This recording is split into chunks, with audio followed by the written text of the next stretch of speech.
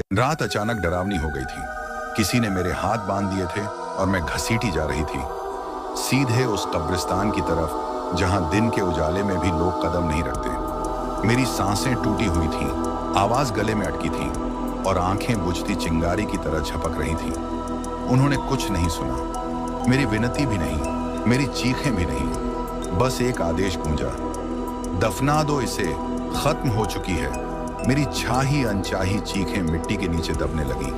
पहली मुट्ठी गिरते ही लगा मैं सचमुच मर जाऊंगी, लेकिन ठीक उसी लम्हे कब्र की मिट्टी हिली, जैसे कोई बहुत देर से बस मेरी सांस का इंतजार कर रहा हो। मेरी कहानी वहीं से शुरू होती है जहां लोगों की नजरों में मैं खत्म हो चुकी थी, जहां मेरी सांसों की कोई कीमत नहीं रही थी, जहां मेरी चीखें हवा में घुलकर भी किसी के दिल तक नहीं पहुंच पाती थी। मेरा नाम जरीना था, एक नाम जो कभी इस गांव की गलियों में खुशबू की तरह बिखरता था।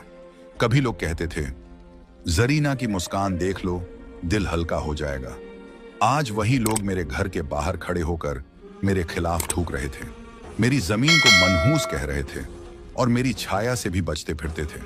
गांव ऐसा ही होता है, रोजमर्रा की रोटियों और रात की गपशप के बीच किसी की इज्जत का खून कर देना इनके लिए सांस लेने जितना आसान काम है। लेकिन मेरी बर्बादी सिर्फ गांव की वजह से नहीं थी। एक शख्स था, मेरा अपना, मेरा शौहर आमिर। आमिर, वो आदमी जो मेरी जिंदगी की सबसे बड़ी गलती और सबसे बड़ा जख्म दोनों था। शक उसके खून में घुला हुआ था। मैंने कभी उसके सवालों में प्यार नहीं देखा, सिर्फ तफ्तीश देखी, जैसे मैं उसकी बीवी नहीं, उसके घर की कोई कैदी हूं। शाम के वक्त जब सूरज की आखिरी किरणें दीवारों से लिपटती थीं, आमिर की आंखों में अजीब सी लपटें उठती थीं। वो मुझे ऐसे देखता था जैसे मैं उसकी नहीं, किसी गुनाह की पैदाइश हूं। लोग कहते थे, जरीना बहुत खूबसूरत है और खूबसूरती औरत की दुश्मन भी होती है। शायद यही सच था।